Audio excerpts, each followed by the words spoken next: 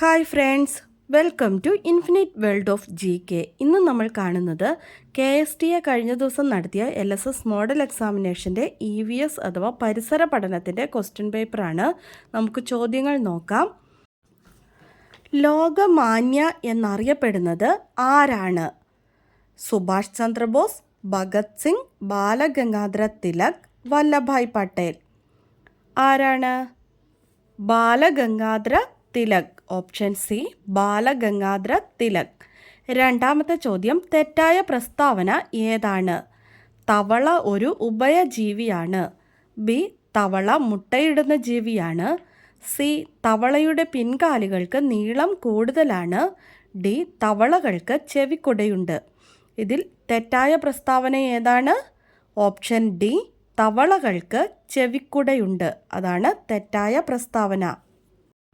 മൂന്നാമത്തെ ചോദ്യം, കേരളീയ ചിത്രകലയുടെ ആദ്യ മാതൃകയായി കരുതപ്പെടുന്നത് ഏതാണ്?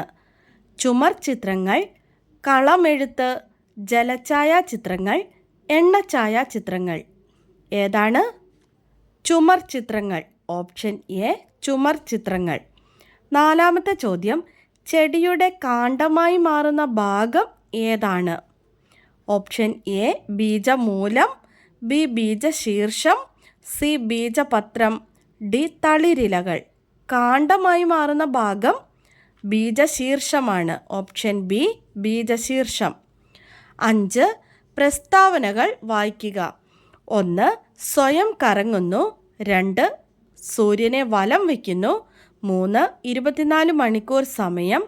4, രാവും പകലും ഉണ്ടാകുന്നു. 5, 365 ദിവസം. 6, കാലാവസ്ഥാ വ്യതിയാനങ്ങൾ ഉണ്ടാകുന്നു. ഭൂമിയുടെ ഭ്രമണവുമായി ബന്ധപ്പെട്ട ശരിയായ പ്രസ്താവനകൾ ഏതൊക്കെയാണ്? ഭൂമിയുടെ ഭ്രമണവുമായി ബന്ധപ്പെട്ട് ഇവിടെ പറഞ്ഞിരിക്കുന്നതിൽ ശരിയായ പ്രസ്താവനകൾ ഏതൊക്കെയാണ്? 1, സ്വയം കറങ്ങുന്നു. ഭൂമി സ്വയം കറങ്ങുന്നു. 3, 24 മണിക്കൂർ സമയം. 4, രാവും പകലും ഉണ്ടാകുന്നു. 1, 3, 4 ഇതാണ് ശരിയായ പ്രസ്താവനകൾ. ആറാമത്തെ ചോദ്യം, പ്രഥമ ശുശ്രൂഷ ദിനം എന്നാണ്? സെപ്റ്റംബർ മാസത്തിലെ 2ാം ശനിയാഴ്ചയാണ് പ്രഥമ ശുശ്രൂഷ ദിനം.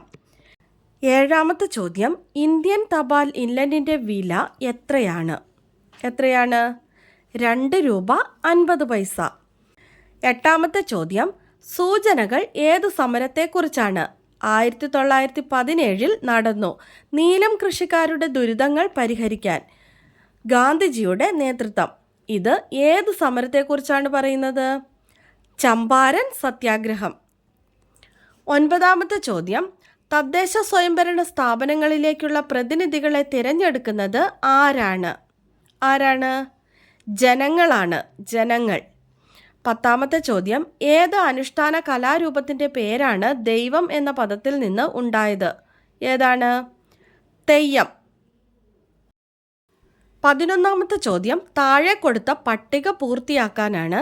വസ്തുക്കൾ, ഭാരം, ആകൃതി, സ്ഥിതി ചെയ്യാൻ സ്ഥലം, അവസ്ഥ. ഇങ്ങനെ കോളം തിരിച്ചു കൊടുത്തിട്ടുണ്ട്. വെളിച്ചെണ്ണ, വായു, ഐസ്, നീരാവി, മേശ, പാൽ ഇവയാണ് വസ്തുക്കൾ. വെളിച്ചെണ്ണയ്ക്ക് ഭാരമുണ്ട്, ആകൃതിയില്ല, സ്ഥിതി ചെയ്യാൻ സ്ഥലം ആവശ്യമാണ്, അവസ്ഥ ദ്രാവകം. ഇവിടെ തന്നിട്ടുണ്ടല്ലേ. അപ്പോൾ ബാക്കിയുള്ളത് നമ്മൾ പൂർത്തിയാക്കണം. അതിനുശേഷം പട്ടിക പരിശോധിച്ച് നിങ്ങൾ കണ്ടെത്തിയ 3 നിഗമനങ്ങളെങ്കിലും എഴുതുക. ഒരു സൂചന ഇവിടെ തന്നിട്ടുണ്ട്, വെളിച്ചെണ്ണ കൃത്യമായ ആകൃതിയില്ല. ഇതുപോലെ നമ്മൾ ഈ പട്ടിക പൂർത്തിയാക്കിയിട്ട് 3 നിഗമനങ്ങൾ നമ്മൾ എഴുതി കൊടുക്കണം. നമുക്ക് നോക്കാം. ആദ്യത്തേത് വെളിച്ചെണ്ണ. വെളിച്ചെണ്ണയ്ക്ക് ഭാരമുണ്ട്, ആകൃതിയില്ല, സ്ഥിതി ചെയ്യാൻ സ്ഥലം ആവശ്യമാണ്, അവസ്ഥ ദ്രാവകം. വായുവിന് ഭാരമുണ്ട്, ആകൃതിയില്ല, സ്ഥിതി ചെയ്യാൻ സ്ഥലം ആവശ്യമാണ്, അവസ്ഥ വാതകം. ഐസ് ഭാരമുണ്ട്, ആകൃതിയുണ്ട്, സ്ഥിതി ചെയ്യാൻ സ്ഥലം ആവശ്യമാണ്, ഖരാവസ്ഥ. നീരാവി ഭാരമുണ്ട്, ആകൃതിയില്ല, സ്ഥിതി ചെയ്യാൻ സ്ഥലം ആവശ്യമാണ്, വാതകമാണ്. മേശയ്ക്ക് ഭാരമുണ്ട്, ആകൃതിയുണ്ട്, സ്ഥിതി ചെയ്യാൻ സ്ഥലം ആവശ്യമാണ്, ഖരാവസ്ഥയാണ്. പാലിന് ഭാരമുണ്ട്, ആകൃതിയില്ല, സ്ഥിതി ചെയ്യാൻ സ്ഥലം ആവശ്യമാണ്, ദ്രാവകമാണ്. ഇതിൽ ഏതെങ്കിലും 3 നിഗമനങ്ങൾ നമ്മൾ എഴുതി കൊടുത്താൽ മതി. വായുവിന് ഭാരമുണ്ട്, ആകൃതിയില്ല, സ്ഥിതി ചെയ്യാൻ സ്ഥലം ആവശ്യമാണ്, വാതകമാണ്. മേശയ്ക്ക് ഭാരമുണ്ട്, ആകൃതിയുണ്ട്, സ്ഥിതി ചെയ്യാൻ സ്ഥലം ആവശ്യമാണ്, ഖരാവസ്ഥയിലാണ്.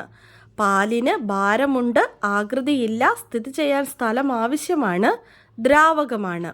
ഇങ്ങനെ ഏതെങ്കിലും 3 നമ്മൾ എഴുതി കൊടുക്കുക.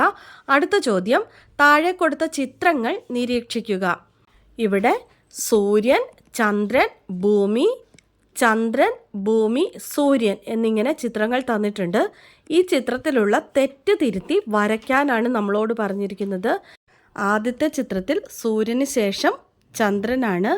ചന്ദ്രൻ്റെ പ്രകാശിതമായ ഭാഗമാണ് സൂര്യന് നേരെ വേണ്ടത്. ഭൂമിയുടെ നേരെ വേണ്ടത് ഇരുണ്ട ഭാഗം.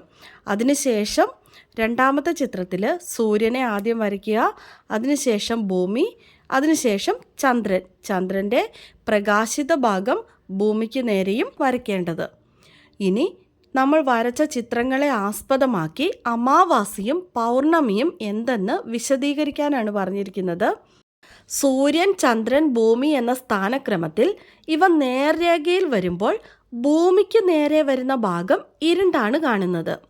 സൂര്യപ്രകാശം പതിക്കാത്ത ചന്ദ്രൻ്റെ ഭാഗം മാത്രം ഭൂമിക്ക് അഭിമുഖമായി വരുമ്പോൾ ചന്ദ്രനെ തീരെ കാണാൻ കഴിയുന്നില്ല. ഈ ദിവസമാണ് അമാവാസി അഥവാ കറുത്തവാവ്. അതിന് താഴെയുള്ള ചിത്രത്തിൽ സൂര്യനും ഭൂമിയും ചന്ദ്രനും നേർരേഖയിലാണ്. ചന്ദ്രനിൽ സൂര്യപ്രകാശം പതിക്കുന്ന ഭാഗം ഭൂമിക്ക് അഭിമുഖമാണ്. ഭൂമിയിൽ നിന്ന് നോക്കിയാൽ ചന്ദ്രൻ്റെ പ്രകാശിത ഭാഗം പൂർണ്ണമായും കാണാൻ കഴിയുന്ന ദിവസമാണ് പൗർണമി അഥവാ വെളുത്തവാവ്. എല്ലാവർക്കും മനസ്സിലായി കാണുമെന്ന് വിചാരിക്കുന്നു. അപ്പോൾ നമ്മുടെ ചോദ്യങ്ങൾ കഴിഞ്ഞിരിക്കുകയാണ്. വീഡിയോ നിങ്ങൾക്ക് ഇഷ്ടമായെങ്കിൽ ലൈക്ക് ചെയ്യാനും നിങ്ങളുടെ കൂട്ടുകാർക്കൊക്കെ ഒന്ന് ഷെയർ ചെയ്ത് കൊടുക്കാനും സബ്സ്ക്രൈബ് ചെയ്യാതെ കാണുന്ന കൂട്ടുകാരുണ്ടെങ്കിൽ ഒന്ന് സബ്സ്ക്രൈബ് ചെയ്യാനും മറക്കരുത് കേട്ടോ. Thanks for watching.